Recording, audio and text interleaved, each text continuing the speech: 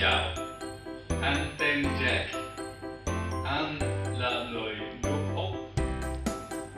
Anh 31 tuổi. Anh làm nhân viên văn phòng. Anh làm phòng một. Anh sống quận Hải.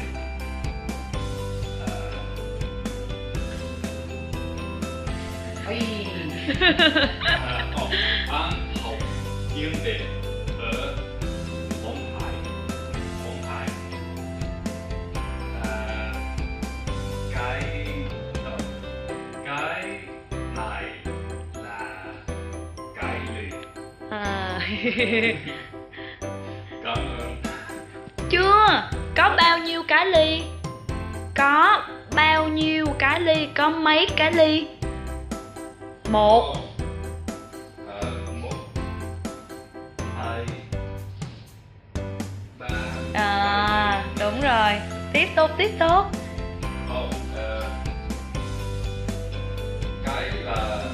Cái là cái gì? Đúng rồi.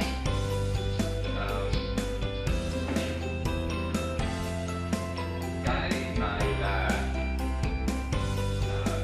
điện thoại Đúng rồi. của chị.